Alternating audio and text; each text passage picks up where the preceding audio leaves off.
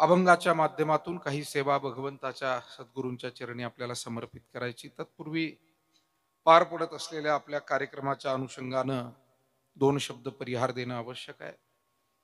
बेंद्रे पाटील परिवार, बाबळेश्वर, तालुका राहता, जिल्हा अहिल्यानगर.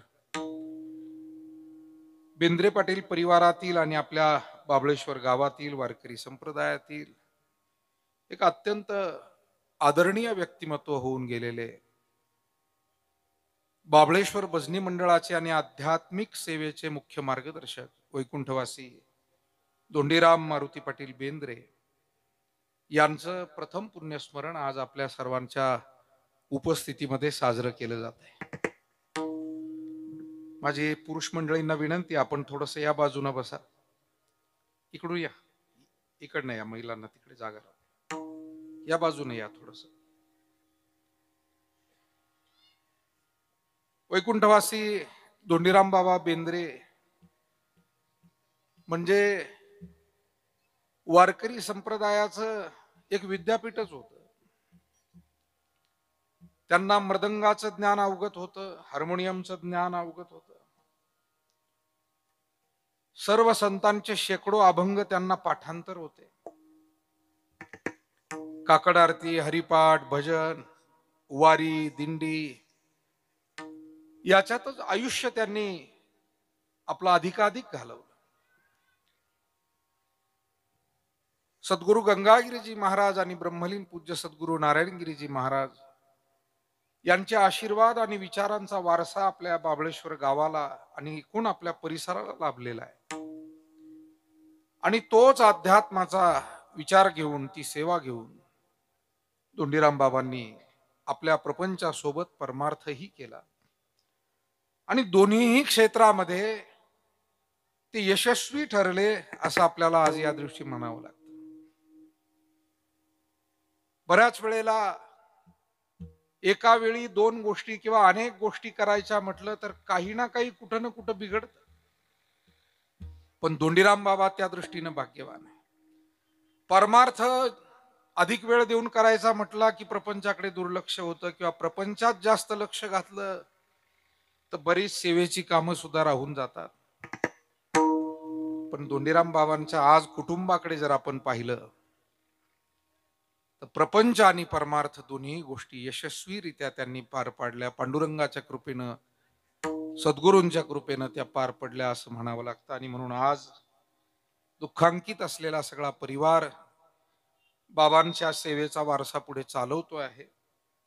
त्यामध्ये त्यांच्या पत्नी गंगा भागीरथी लक्ष्मीबाई धोंडीराम पाटील बेंद्रे आणि गंगा भागीरथी जनाबाई धोंडीराम पाटील बेंद्रे, त्यांच्या सेवेचा वारसा पुढे चालवणारी त्यांची मुलं, त्यामध्ये आपले स्नेही श्री दादासाहेब धोंडीराम पाटील बेंद्रे आणि श्री शिवाजीराव धोंडीराम पाटील बेंद्रे सर, नातू तुषार रामदास पाटील बेंद्रे, शैलेश दादासाहेब पाटील बेंद्रे, चिरंजीव मेघराज दादासाहेब पाटील बेंद्रे, मुली गंगा भागीरथी इंदुमती दगडू पाटील तोंडे, सौभाग्यवती सरस्वतीताई सीताराम पाटील वाणी, सौभाग्यवती लताताई बाळासाहेब पाटील सांबारे, सौभाग्यवती कांताताई अशोकराव पाटील महाडिक आणि सौभाग्यवती शांताताई रमेशराव पाटील घोलप.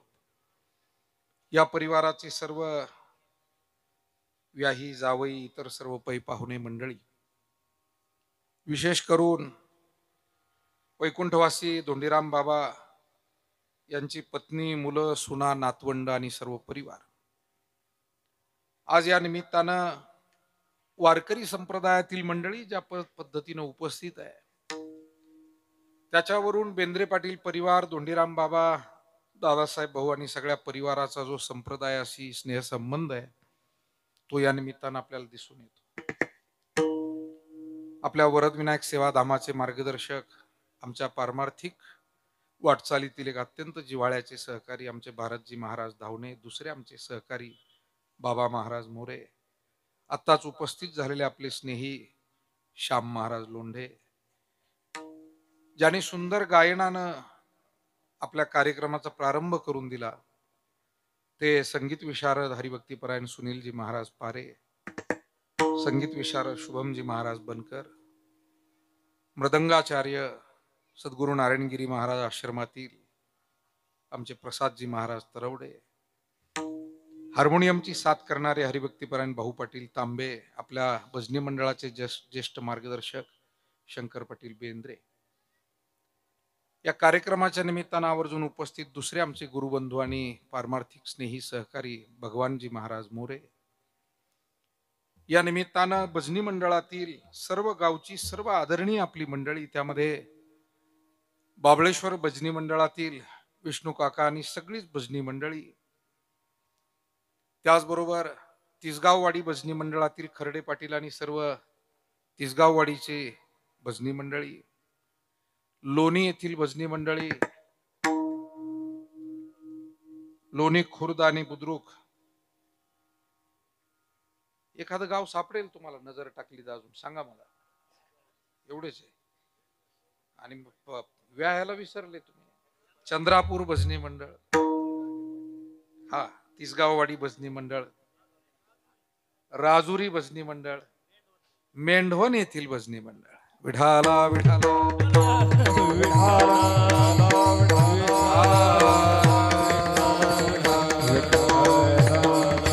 कुंडली कवरदा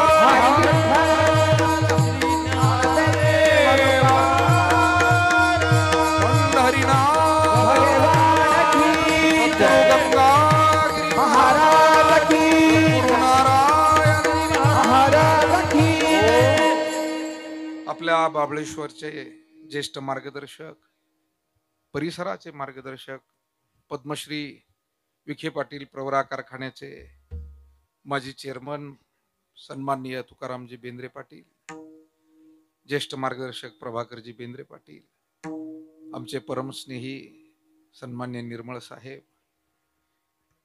सन्माननीय अष्टविनायक येथील संपूर्ण मस्के पाटील परिवारातील आमची स्नेही मंडळी,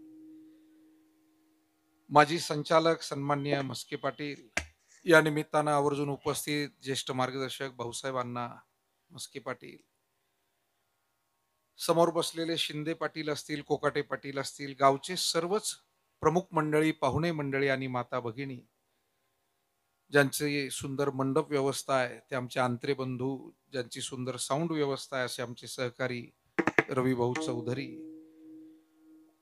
आपण सर्वजण आज वारकरी संप्रदायातल्या एका अत्यंत पूजनीय व्यक्तीला श्रद्धांजली कीर्तनाच्या रूपानं वाहतो, आणि ते म्हणजे वैकुंठवासी हरिभक्तीपरायण धोंडीराम बाबा अर्थात धोंडीराम मारुती बेंद्रे पाटील.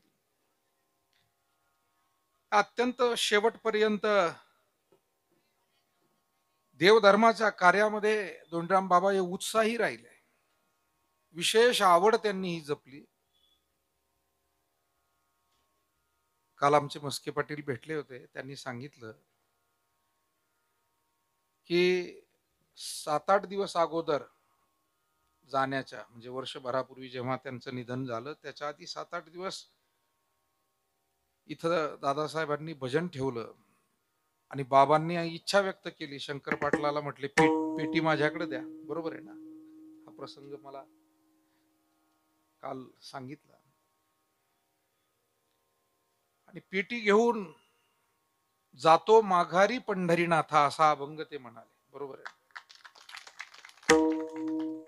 म्हणजे काय कोणाला वाटतही नव्हतं त्यावेळेला की असं काही त्यांना खरंच जायचंय म्हणून ते हा अभंग म्हणतायत. मायबाप हो, गीतेमध्ये असं लिहिलेलं आहे, अंतकालेच मामेव स्मरण मुक्त्वा कलेवरम य प्रयाती समद्भावम याति नास्त्यत्र संशयाः.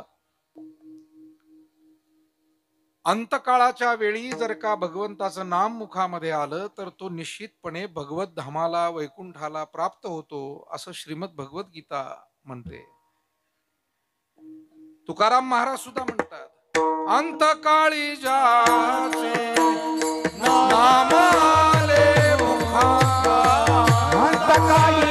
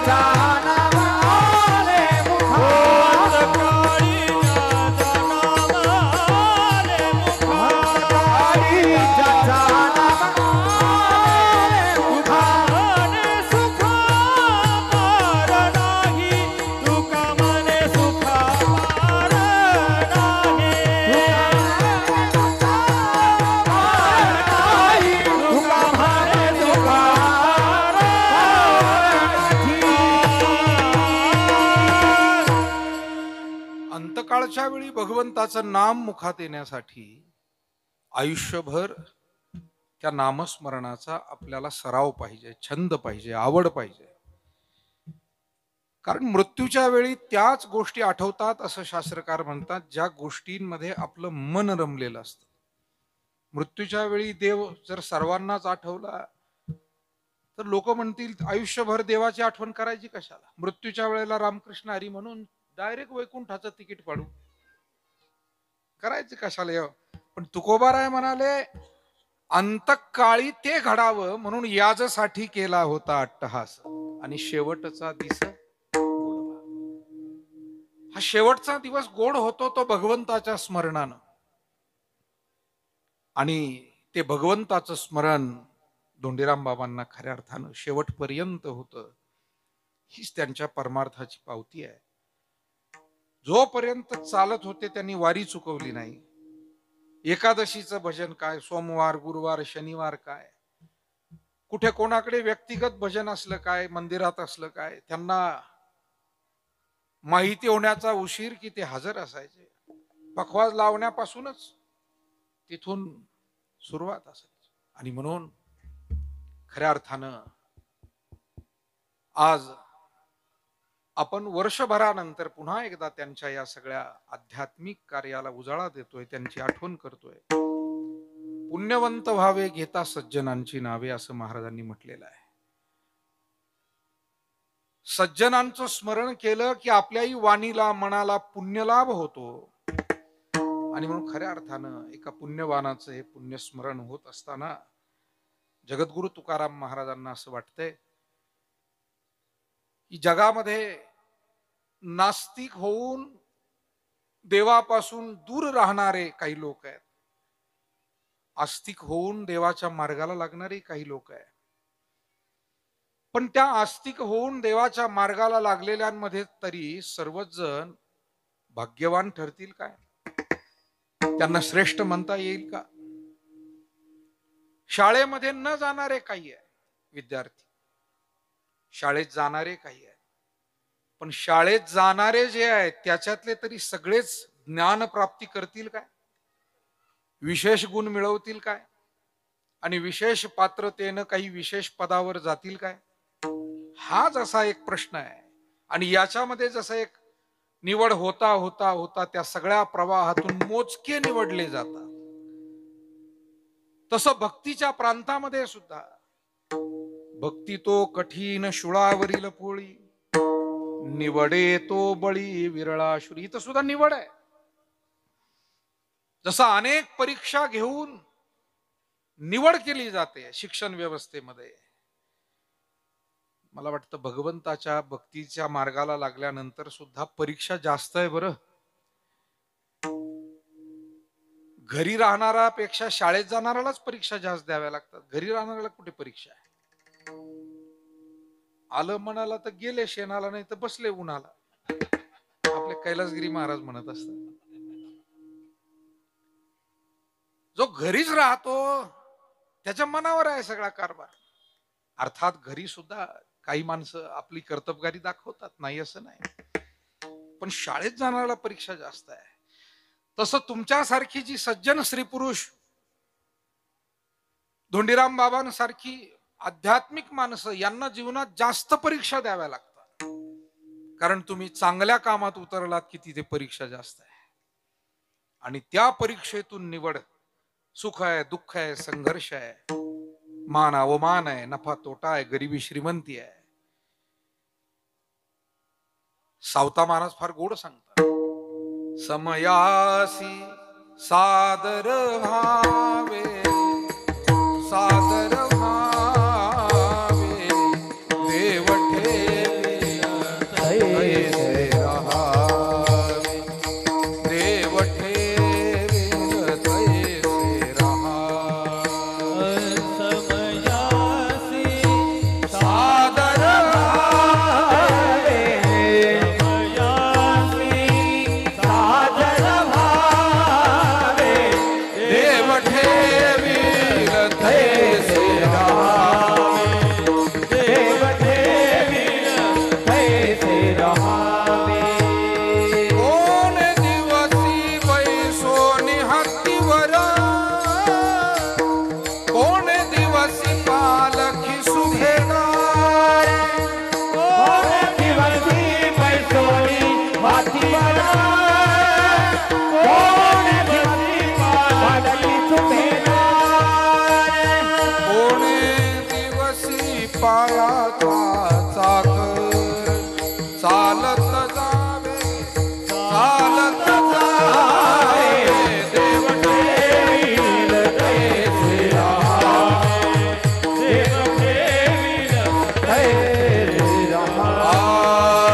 रमयासी साधन भारे, रमयासी साधन भारे, देव ठेवील तैसे रहा, देव ठेवील तैसे रहा.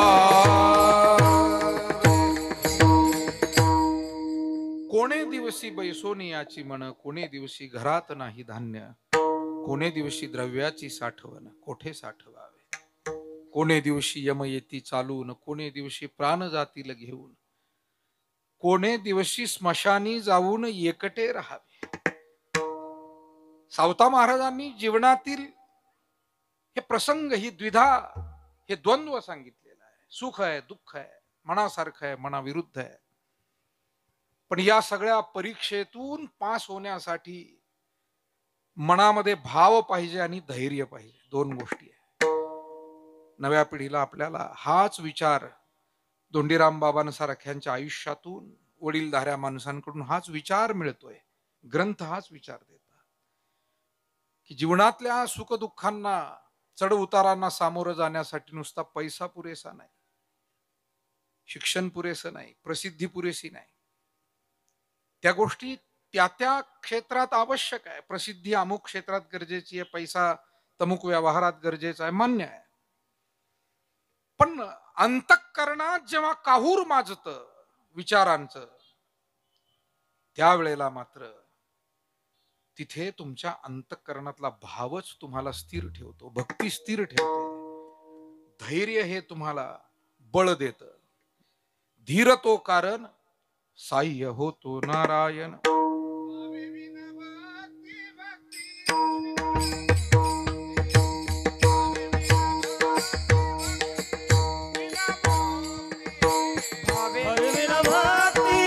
भक्ति बिना मुक्ति, भावे बिना भक्ति, भक्ति बिना मुक्ति, भावे बिना भक्ति, भक्ति बिना मुक्ति, बड़े बिना शक्ति बोलू जाए, बड़े बिना शक्ति बोलू जाए. हरि मुखे माना, हरि मुखे माना, हरि मुखे माना, हरि मुखे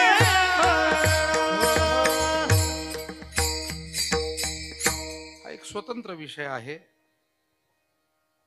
भक्तीमध्ये भाव असावा असा तो विषय आहे, आणि इथे मनामध्ये भक्ती असावी असा विषय आहे. प्रश्नच वेगळा आहे, त्याचं उत्तर सुद्धा वेगळं राहील. भावची कारण हे प्रमाण इथे लागू पडेल. नुसता भाव शब्द आला म्हणजे कोणतंही प्रमाण तिथे लागू पडेल असं नाही. विठाला विठाला विठाला विठाला. मी सांगत होतो की नव्या पिढीला आपल्याला हा संदेश धोंडीराम बाबा आणि वाडवडील मंडळींच्या जीवनातून आहे की या मंडळींनी जीवन हे जे कडेला लावलं त्याचं कारण त्यांनी भावबळे विष्णुदास नाही नाश पावत.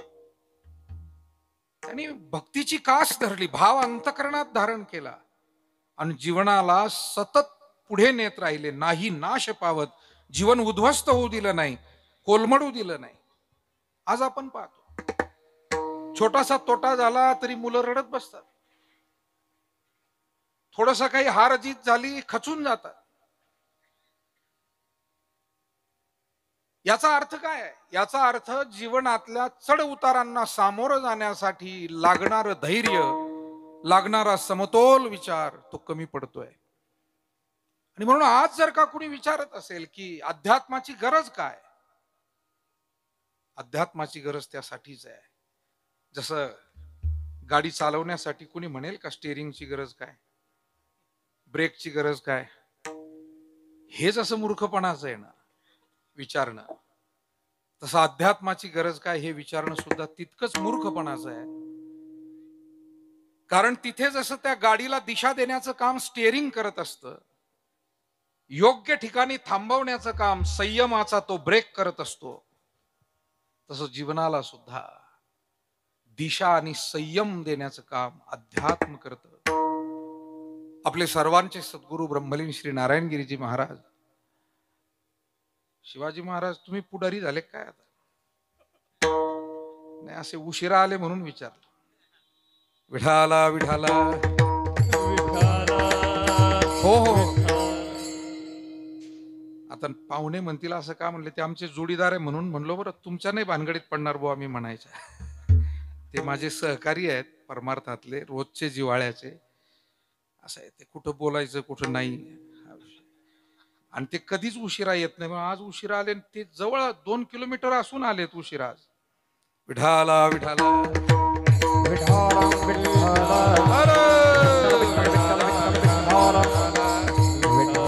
कुंडली गवरदा हरी विठ्ठल.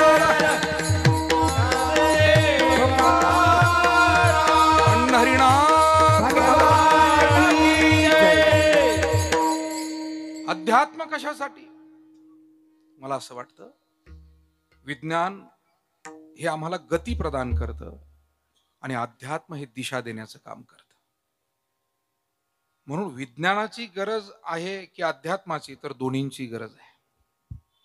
आज तुम्ही आम्ही सगळे हे जे सुसह्य जीवन जगतोय, ते जेवढे आपल्यावर संतांचे उपकार आहेत तेवढेच आपल्यावर वैज्ञानिकांचे, संशोधकांचे, अभ्यासकांचे उपकार आहे. ते कालही होते, ते आजही आहे. कोरोनाच्या काळामध्ये सुद्धा आपण सामान्य माणसं घरात बंदिस्त होऊन बसलो होतो, पण अभ्यासक मंडळी, डॉक्टर मंडळी, वैज्ञानिक मंडळी शोध घेत होते, कोणतं इंजेक्शन शोधावं, कोणती लस शोधावी. आणि त्याचमुळे काही निदान जे काही आपल्याला मृत्यूदर कमी करता आला, त्याचं श्रेय या अभ्यासकांना जात. सर्व क्षेत्रातला जो अभ्यास झालेला आहे, नुसता आरोग्यच नाही, आज सर्व क्षेत्रात, कृषी असेल, आरोग्य असेल, खगोल, भूगोल, सर्व क्षेत्रात जो अभ्यास झालाय तो खूप महत्वाचा आहे. साने गुरुजींचं एक पुस्तक तुमच्यापैकी कुणी वाचलं असेल, भारतीय संस्कृती नावाचं पुस्तक आहे.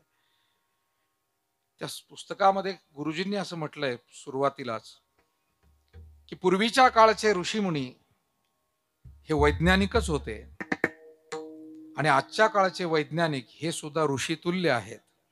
त्यांनी दोघांची सांगड घातलेली. कारण ऋषीमुनींनी सुद्धा जी जी संशोधनं केली ती फक्त आध्यात्मिक पातळीवर खरी ठरली नाही, आजच्या विज्ञान युगामध्ये सुद्धा ती सत्य ठरलेली आहे. त्यांनी त्या काळी ग्रह ताऱ्यांच्या विषयीचं जे विश्लेषण केलं त्याच्यावरच विज्ञान पुढे गेलं.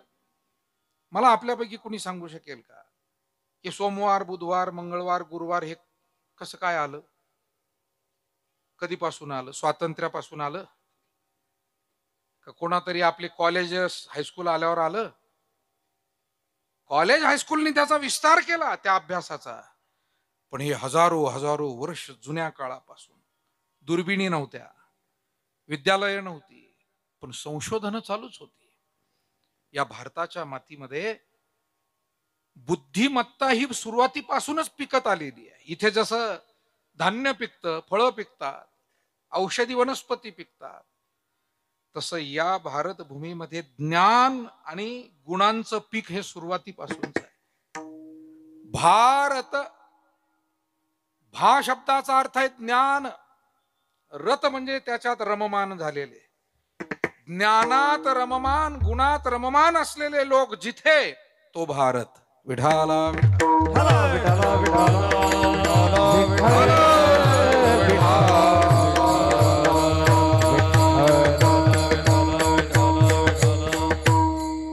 सांगण्याचा मतितार्थ इतकाच आहे की विज्ञानाची गरज की अध्यात्माची, हा प्रश्न घेऊन आपण बोलतोय. दोन्हींची गरज आहे. जसं गाडीला दोन्ही चाक पाहिजे, विज्ञान हे गती देईल आणि अध्यात्म हे दिशा देईल. मला वाटतं दिशे वाचून जर गती असेल तर ती गती अधोगती होऊ शकते. म्हणजे पुन्हा एकदा गाडीच्या उदाहरणाकडे यावं लागेल. एखाद्या गाडीला गिअर बॉक्स आहे, ऍक्सेलरेटर आहे, पण स्टिअरिंग नाही आहे. कुठे जाईल ती? नेवाशाहून निघून येईल काय बरोबर बेंद्रे पाटलांकडे, दादासाहेबांकडे गाडी? स्टिअरिंगच नाही आहे तर ती कोणत्याही दिशेला निघून जाईल. का तुम्ही पोहोचले नाही काय? आता आमची गाडी जिकडे गेली तिकडे गेलो.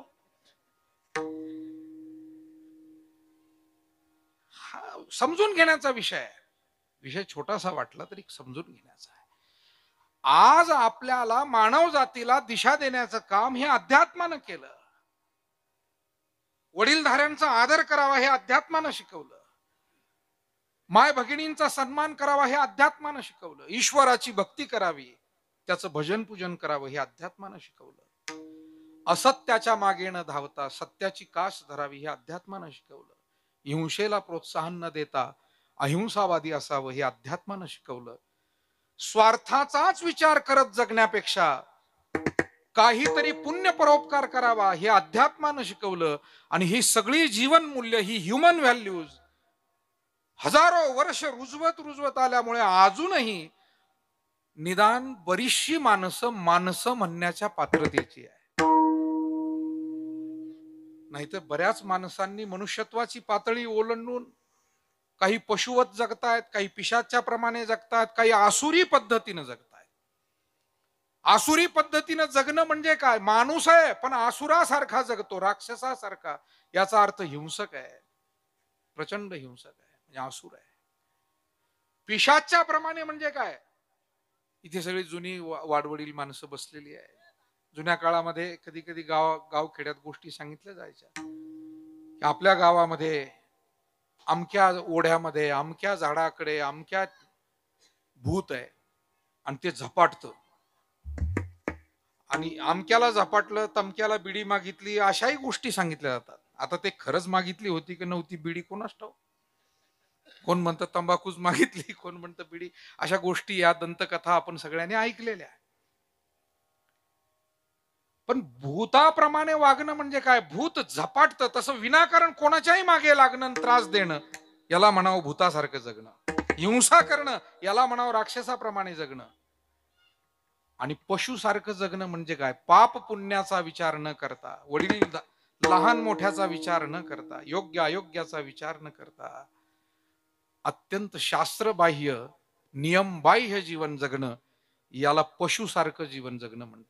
पशु काय पाप पुण्य जाणे, पशु काय पाप पुण्य जाणे, उत्तम मध्यम भोग भोगिते, उत्तम मध्यम भोग भोगिते, काही एक उपजता मरती, काही एक उपजता मरती, बहिरांध होती पांगुळ मुखी, लक्ष 84 न चुके फेरा, लक्ष 84 न चुके फेरा, बहिरांध होती पांगुळ मुखी, लक्ष 84 न चुके फेरा,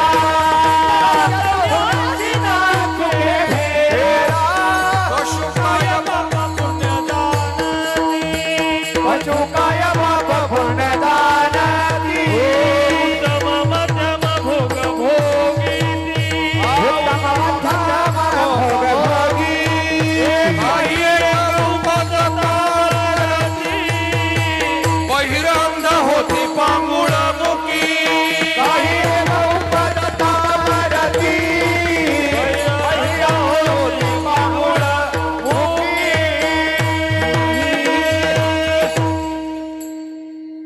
आपल्या बाबळेश्वर गाव परिसर आणि तालुक्या जिल्ह्यातील ज्येष्ठ नेतृत्व, आदरणीय भाऊ तथा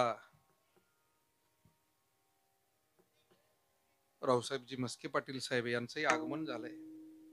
नुकताच भाऊंचा अमृत महोत्सवी कार्यक्रम अतिशय भव्यदिव्य असा पार पडला. त्याही वेळेला शुभेच्छा दिल्याच होत्या, पण आज पुन्हा एकदा भाऊंना त्यांच्या अमृत महोत्सवाप्रित्यर्थ पुन्हा शुभेच्छा. सहस्रचंद्र दर्शन होतं, हा त्याच्याही पुढे बरोबर आहे. तो कार्यक्रम झाला, भाऊंचं आगमन झालंय. आदरणीय ज्येष्ठ मार्गदर्शक तुकारामजी बेंद्रे पाटील आहेत, आमचे परमस्नेही आदरणीय अण्णासाहेबजी बेंद्रे पाटील, पोलीस पाटील आणि माजी डायरेक्टर हे सुद्धा उपस्थित आहे. सर्वच जण, गावातील ज्येष्ठ श्रेष्ठ, नात्यातील सर्व प्रमुख मंडळी. आणि आज लग्नतिथी आहे. आपल्याला अगदी 15-20 मिनिटात पुढच्या विषयाचा सर्व गोषवारा पूर्ण करून थांबायचं आहे. 10:15 बरोबर सुरुवात आपल्या या मंडपामध्ये भजनी मंडळींनी, आमच्या सहकाऱ्यांनी सगळ्यांनी केली. आणि मला वाटतं आपल्या बाबळेश्वर गावातली सुद्धा 1-2 लग्न आहेत. 3 लग्न आहे. विठाला विठाला विठ्ठल विठ्ठल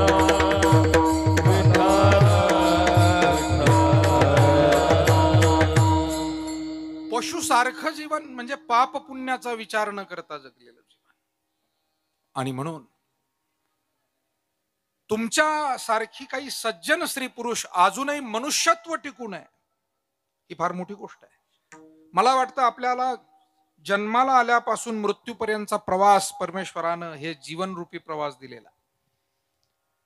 आणि कोणताही प्रवास सार्थकी लागावा, ठरलेलं काम झालं की माणूस म्हणतो येरझार कारणी लागली.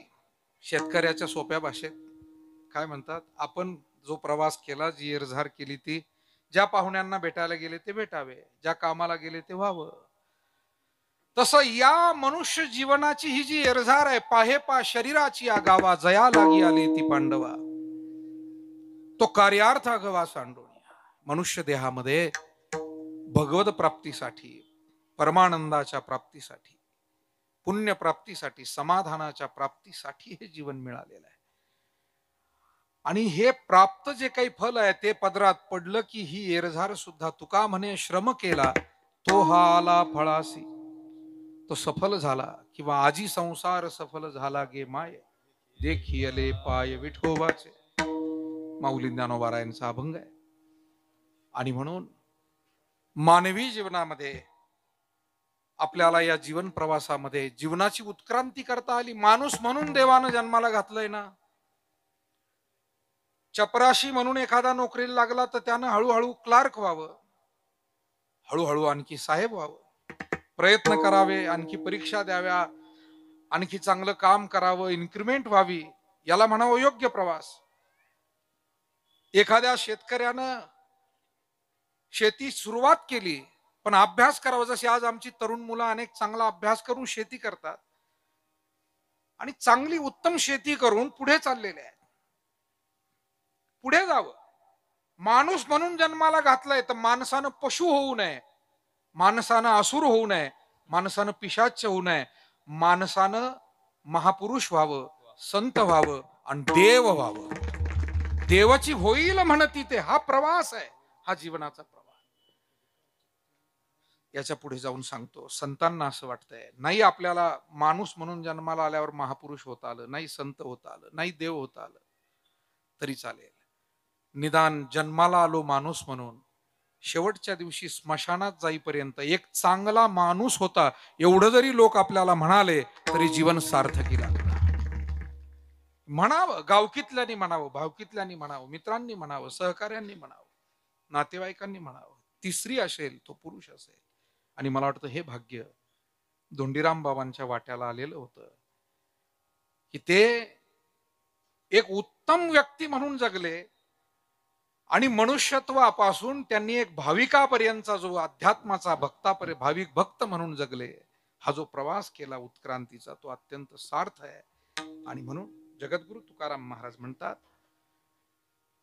नास्तिक लोक देवाची भक्तीच करत नाही, पण आस्तिक म्हणून जे भक्ती करणार आहे, पुन्हा एकदा मी जिथून सुरुवात केली विषयाची तिथे या. आस्तिक म्हणून सुरुवात जरी केली तरी सर्वांचीच भक्ती देवापर्यंत पोहोचेल का? देवाला आवडेल का? स्वतःला समाधान ती भक्ती देईल का? शाळेत जाणाऱ्या सर्व मुलांना ज्ञान मिळेल का? गुण मिळेल का? त्यांच्या ग्रहण शक्तीवर अवलंबून आहे, प्रयत्नावर अवलंबून आहे.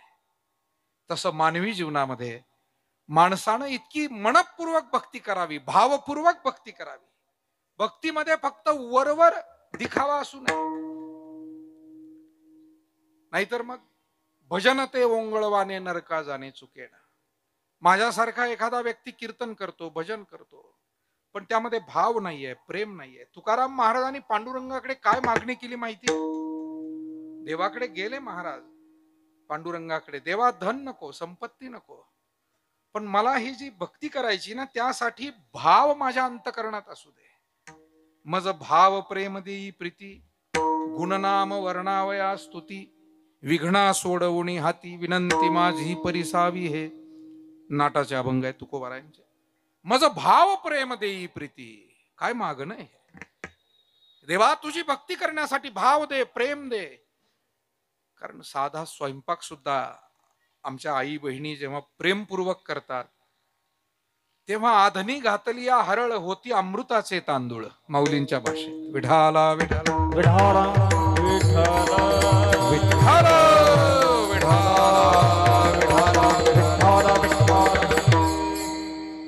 साधे पदार्थ सुद्धा अमृता समान चविष्ट होतात कारण त्यात भाव आहे, प्रेम आहे.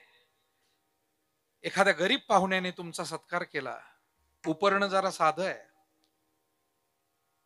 कान बांधायला सुद्धा पुरणार नाही इतकं लहान आहे उपरणं, बरं का, इथं गाठ सुद्धा येणार नाही, आणि टोपी सुद्धा साधी आहे. पण त्या पाहुण्यांचं प्रेम जर उत्कट असेल तर तुम्ही अतिशय प्रेमानं हात जोडून त्याच्या पाहुणचाराचा स्वीकार करता की नाही? ती वस्तू महत्वाची नाही आहे, त्या पाहुण्याचं जे प्रेम तुमच्यावर आहे. एखादा पीस दिला आमच्या माता भगिनीला एखाद्या आईनं मावशीनं, पण त्यातलं प्रेम महत्वाचं आहे. तसं मायबाप हो, आम्ही देवाचं किती भजन करतो, आम्हाला त्यातलं किती कमी ज्ञान आहे का जास्त ज्ञान आहे, आम्हाला कीर्तन येतं का न येतं याला काही महत्व नाही आहे.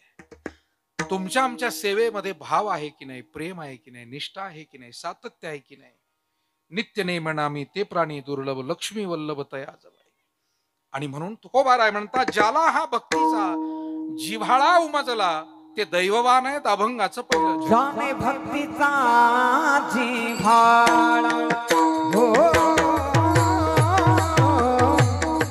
जाने भक्तीचा जिव्हाळा ओ जाणे भक्तीचा जिव्हाळा, ओ जाणे भक्तीचा जिव्हाळा, हो, जाने भक्तीचा जिव्हाळा हो,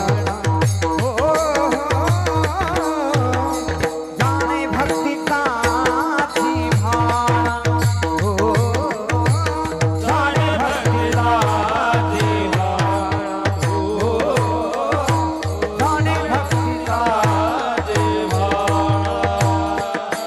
जाणे भक्तीचा जिव्हाळा तोची दैवाचा पुतळा.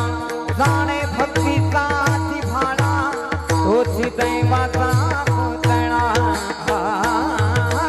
आणि कनये माझे म्हणा हो, आणि कनये माझे म्हणा.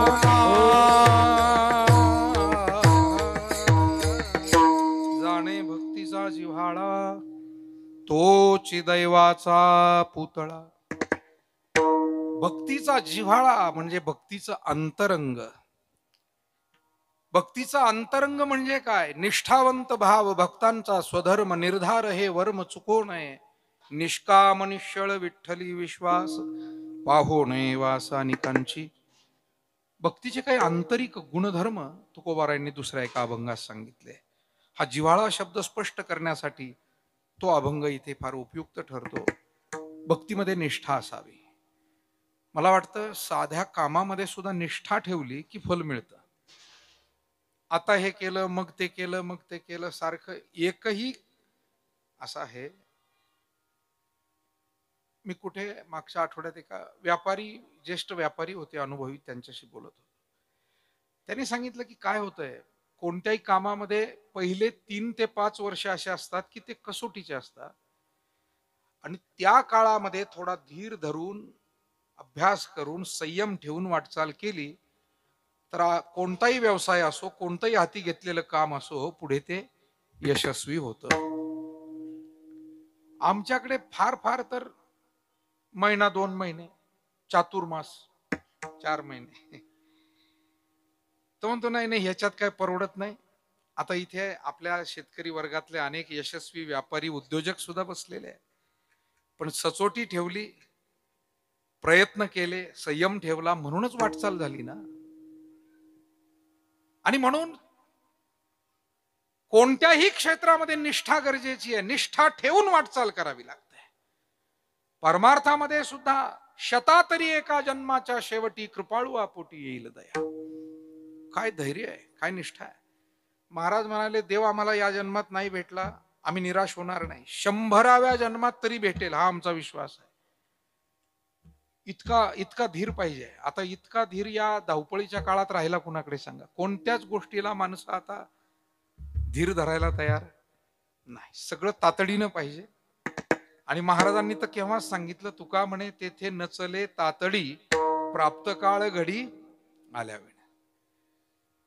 अनेक गोष्टी जीवनात चांगल्या घडण्यासाठी योग्य वेळ यावी लागते. नुसते प्रयत्न पुरेसे नाही, ती वेळ सुद्धा जुळून यावी लागते. आणि त्या वेळेची वाट पाहण्याची तयारी जीवनामध्ये पाहिजे. आपल्या या धोंडीराम बाबांसारख्या जुन्या पिढीनं प्रत्येक गोष्टीची वाट पाहिली. आज आपण धोंडीराम बाबांच्या वस्तीवर आलात तर भव्य दिव्य बंगला आहे, पण बाबा असं म्हणले का मला त्याच वेळेला बंगला पाहिजे, आता जमीन विकून टाकतो, सगळी बांधतो बंगला. तातडी असल्यावर माणसं असंच करतात. विठाला विठाला ज्यांना घाई झालेली आहे ना, त्यांचं हेच चाललेलं आहे सध्या. 50 लाखाची गाडी घेतली म्हणतो मी, घेई नका, तू 60 लाखाची घे गड्या, पण तुझ्या कमाईतून घे. आई वडिलाचे जे काही संचित आहे ते विकून घेऊ नको. मी एक गोष्ट वाचली होती. एक मुलगा, त्याची आई, वडील वारले, पण तो मुलगा आळशी, थोडासा निष्काळजी, बेजबाबदार असा होता. आणि आई बिचारी मोलमजुरी करायची, कष्ट करायची, घरची थोडीफार शेतीवाडी, थोड्या 1-2 गाई गुरं, ती बिचारी. पुढे त्याचं लग्न करून दिलं. कारण आपल्याकडे एक मान्यता असते, लहान आहे अजून, नसेल जबाबदारी घेत, मोठा झाल्यावर सुधरल. झाला मोठा, आता लग्न झाल्यावर सुधरल. झालं लग्न, मग म्हणतात आता पोरं बाळ झाल्यावर सुधरल. ते बिघडतच चाललं जातं. कधी कधी सुधरायचा टप्पच येत नाही आयुष्यात. अहो, वाढत्या वयानुसार माणूस बिघडत जावा का घडत जावा, काय वाटतं आपल्याला सांगा मनापासून. आणि वाढत्या वयानुसार बिघडत गेल्यावर त्या जीवनाची काय दशा राहते का. विठाला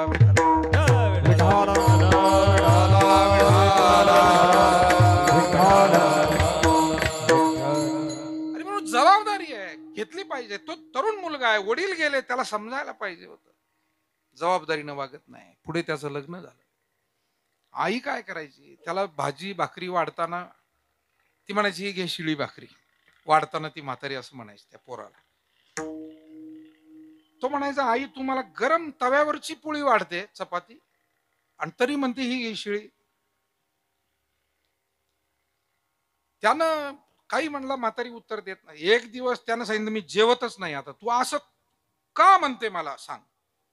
ही घे शिळी भाकरी, ही घे शिळी, खाऊ तर गरम गरम घालते. तेव्हा त्या म्हातारीने सांगितलं, बाबा जे तू खातोय ना, हे तुझ्या वडिलांची आणि माझी कमाई आहे. म्हणजे ही शिळी आहे, ही शिळी आहे. आणि जर तुला ताजं खायचंय तर तू सकाळीच कुठंतरी काम शोधलं पाहिजे, काहीतरी जबाबदारी घेतली पाहिजे, आणि तुझ्या उत्पन्नातून ज्या दिवशी तू खाशील ती ताजी भाकरी आहे. मला आनंद वाटतो की समाजामध्ये तरुण पिढीत अनेक मुलं मुली हे आपल्या वाडवडिलांच्या कष्टांची जाणीव ठेवून वेळ वाया दवडत नाही, श्रम घेतात. नोकरीत असेल, व्यवसायात असेल, शेतीत असेल, मला आनंद आहे. पुष्कळ चांगली अशी मुलं मुली आपल्या घरामध्ये आहे. पण सर्वांनीच या वाटेनं गेलं पाहिजे. कारण बेजबाबदारीनं, मी नेहमी सांगतो, बेजबाबदारीने जगण्याचा काळ राहिला नाही. पूर्वी अनेक भावांचं कुटुंब असायचं, एखादं बिघडलेलं असलं तरी त्याचाही संसार होऊन जायचा. कळलं का मी काय म्हणतो. पूर्वी अनेक भावांचं कुटुंब असायचं, एखादं गळालेलं, बिघडलेलं, हुकलेलं, चुकलेलं असलं तरी त्याचाही संसार. आता आपुली आपण करा सोडवा. विठाला विठाला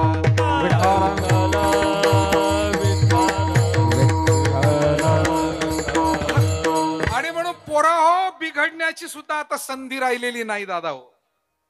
पूर्वी होती, आज ती राहिली नाही. आज जरा तुम्ही चुकलात, मागे पडलात की पुन्हा पुढे येणं कठीण आहे. आणि म्हणून प्रयत्न चांगले करा, संगत चांगली धरा, योग्य दिशेने चाला. धोंडीराम बाबांच्या परिवाराला धन्यवाद दिले पाहिजे. दादा भाऊ असतील, सर असतील, वारलेले त्यांचे बंधू आणि त्यांची आता पुढची पिढी सुद्धा. मगाशी मला सगळी मुलं भेटली, चांगल्या पदावरती, कोणी व्यवसाय करतंय, कोणी नोकरी करतंय, कोणी बँकेत आहे, कोणी अमेरिकेत आहे, कोणी मोठा व्यवसाय करतंय. काय पाहिजे यापेक्षा आयुष्यामध्ये? संसार सुखाचा होणं म्हणजे घरामध्ये नीती असावी आणि घरामध्ये भक्ती असावी. नीती आणि भक्ती असली की उत्क्रांती हळूहळू होईल, पण ती शाश्वत होईल, त्याला धक्का लागणार नाही.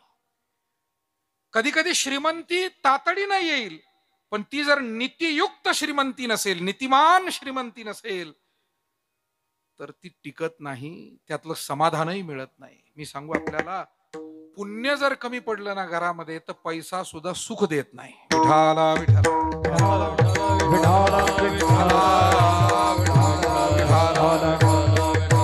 पुंडलिक वरदा हरी ज्ञानदेव. आणि म्हणून घरामध्ये आपल्यासारख्या भाग्यवानांच्या सगळ्यांच्याच घरामध्ये देवाची पूजा आहे, ग्रंथांचं वाचन आहे, व्रत उपवास आहे, वडीलधाऱ्यांची सेवा आहे. हे करत राहावं लागेल आपल्याला. आणि याच मार्गाने आपल्याला सुख आहे हे आपल्या वाडवडील माणसांनी सांगितलंय. आजही आपण तोच अनुभव घेतो आणि जरा पुढचं बोलतो भविष्यातलं. कदाचित माणसं चंद्रावर उद्या राहायला गेली, सांगता येत नाही. विज्ञान ज्या दिशेनं झेप घेत आहे, तर कदाचित मंगळावर आणि चंद्रावर सुद्धा प्लॉट पडतील आणि तिथेही एक आउट हाऊस असावं किंवा फार्म हाऊस असावं. मला वाटतं चंद्रावर असेल तर त्याला फार्म हाऊस नाही, त्याला मून हाऊस म्हणावं लागेल. पण तिथे जरी राहायला गेलं तरी सुद्धा गरज आहे ती भक्तीचीच. कारण कुठेही गेला तरी मन हेच आहे, बुद्धी हीच आहे. आणि मन बुद्धीला शांतता अध्यात्माशिवाय नाहीये. आणि म्हणून निष्ठा पाहिजे, निष्ठावंत भाव भक्तांचा सुधर. निर्धार पाहिजे, चांगल्या वाटेनं चालताना निर्धारानं वाटचाल केली पाहिजे. निष्कामत्व पाहिजे, सतत ममत्व ठेवून मला काय मिळेल, माझं काय, मला काय, माझं काय नाही. काही वेळेला माझं कर्तव्य आहे आणि ते कर्तव्य जाणूनही सेवा केली पाहिजे. आणि म्हणून निष्काम, निश्चळ, चंचलत्व नको, चंचलत्व नको. आता हे केलं मग हे केलं. काय झालं, एका पुस्तकात वाचून गेलो, स्वामी विवेकानंद आणि त्यांचे काही शिष्य मंडळी पायी प्रवास करत होते आणि त्यांना चालता चालता एक नदी लागली, परंतु ती कोरडी होती. नदीकाठी काही झाडं होती, त्या सावलीला ते बसले आणि त्या नदीच्या वाळूमध्ये काही असे खड्डे खोदलेले होते. एका शिष्यानं स्वामीजींना विचारलं, स्वामी विवेकानंदांना, हे खड्डे असे छोटे छोटे खड्डे कुणी खोदले असतील, का खोदले असतील? स्वामीजी तत्वज्ञही होते, त्रिकालज्ञ होते. त्यांनी सांगितलं, आपल्याप्रमाणे कुणीतरी वाटसरू इथे आले असावेत आणि तहान लागली म्हणून नदीत पाणी मिळतंय का? पूर्वी असं असायचं की नदी जरी आटली तरी थोडस वाळू जर 2-4 फूट खोदली तर पाणी खाली असायचं वाळूमध्ये. यावर्षी तसा पाऊस पूर्वीच्या सारखा चांगलाच झाला, पण मध्यंतरीच्या काळामध्ये 400 फूट बोरवेल घेऊन सुद्धा काही ठिकाणी पाणी लागत नव्हतं, अशी परिस्थिती होती. आता यावर्षी जरा जास्तच झाला, नाही का? नको म्हणावा इतका झाला, नको नको म्हणावा इतका झाला. पण चला, आपल्या हातात काही नाही, आपल्या हातात एकच आहे की निसर्गाचं संरक्षण आपण केलं पाहिजे. झाडं भरपूर असली पाहिजे. निसर्गाचं संतुलन केवळ झाड, वृक्ष, वेली, वनस्पती आणि सगळे जीवमात्र याच्यावरच अवलंबून आहे. तो एक स्वतंत्र विषय आहे, पण महत्वाचा आहे. मुद्दा इतकाच आहे, स्वामी विवेकानंद म्हणाले, पाणी तहान लागली म्हणून त्या लोकांनी इथे खड्डे खोदले. स्वामीजी, पाणी मिळालं का? म्हणाले, नाही, नसेल मिळालं म्हणून तर इतके खड्डे खोदले. कारण जवळजवळ 5-50 खड्डे, 2 फूट 4 फूट 2 फूट 4. स्वामीजी, त्यांना पाणी का नाही मिळालं? स्वामीजी म्हणाले, त्यांचं एक चुकलं गड्या. 50 खड्डे खोदण्यामध्ये जेवढा वेळ वाया घालवला, जेवढे श्रम वाया घालवले, तेवढे जर एका खड्ड्याला लावले असते तर कदाचित पाणी मिळालं असतं. आणि म्हणून चंचलपणा हा माणसाला यश देत नाही. विठाला विठाला विठाला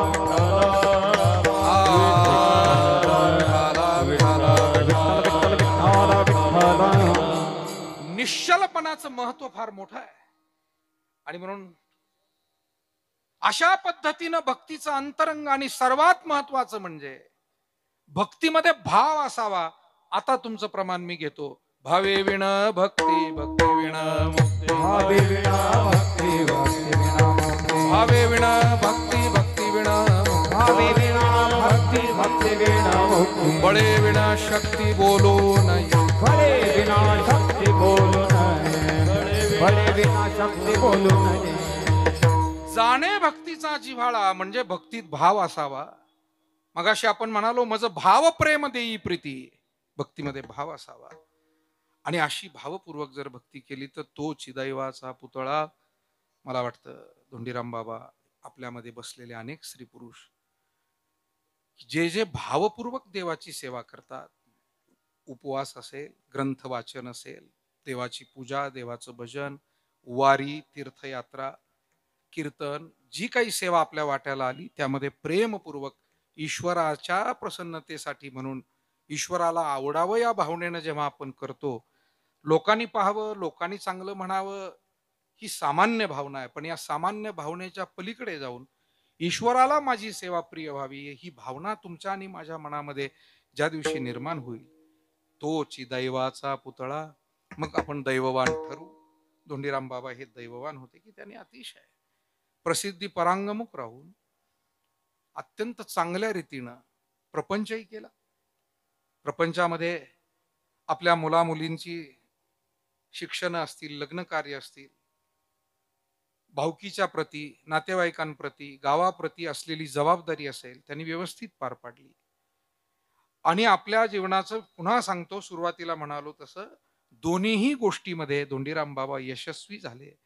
आज त्यांच्या प्रपंचाकडे, मुलाबाळांकडे, नातवंडाकडे, सुना नातवंड सगळा परिवार आपण पाहिला की बाबांचा प्रपंचही चांगला झाला असं म्हणावं लागतं. आणि परमार्थाचं म्हणाल तर त्यांनी शेवटच्या श्वासापर्यंत परमार्थ करून भगवंताच्या चरणी स्थान प्राप्त केलंय. नाम घेता वाया गेला ऐसा कोणी ऐकिला. नामस्मरण करून कोणाची अधोगती होईल काय. आणि म्हणून त्यांना सद्गती मिळावी असं म्हणणं सुद्धा चुकीचं आहे. विठाला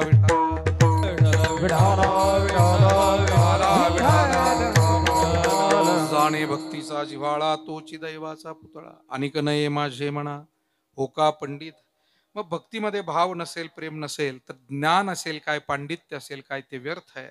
नामरूपी जडले चित्त त्याचा दास मी अंकित. भगवंताच्या नामरूपावर ज्याचं अंतःकरणापासून प्रेम जडलेलं असतं तो खऱ्या अर्थानं तुकोबाराय म्हणता श्रेष्ठ आहे, मी त्याचा दास होईल. आणि श्रवणम कीर्तनम विष्णू स्मरणम अर्चनम वंदनम दास्यम सख्यम आत्मनिवेदनम अशी 9 प्रकारची जी भक्ती आहे, ही भक्ती जो जीवनामध्ये करतो तो खऱ्या अर्थानं शुद्ध आहे. अभंगाचं शेवटचं तुका म्हणे नवविधा, तुका म्हणे नवविधा, तुका म्हणे नवविधा, तुका म्हणे नवविधा, तुका म्हणे नवविधा, तुका म्हणे नवविधा, तुका म्हणे नवविधा, तुका म्हणे नवविधा. भक्ती भक्ती जाणे तोची शुद्ध, भक्ती जाणे तोची शुद्ध, आणि कन माझे मना, आणि कन माझे मना, आणि कन माझे मना,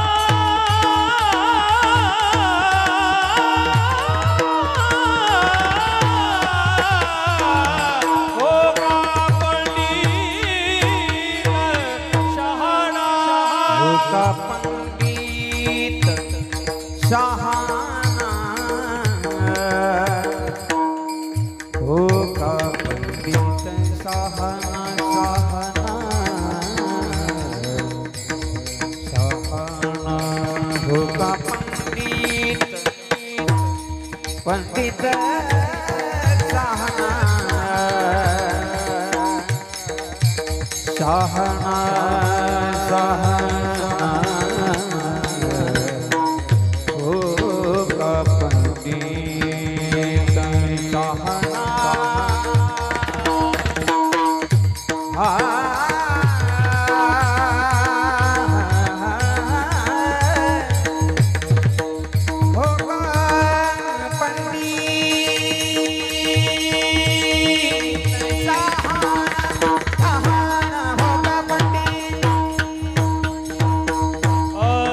हो का पंडित शहाणा अनकनो हे माझे मना अनकनो हे माझे मना हो अनकनो हे माझे मना अनकनो हे माझे मना माझे मना विठोबार जय जय विठोबार कुमारी कुमार कुमार विठोबार विठोबार कुमार विठोबार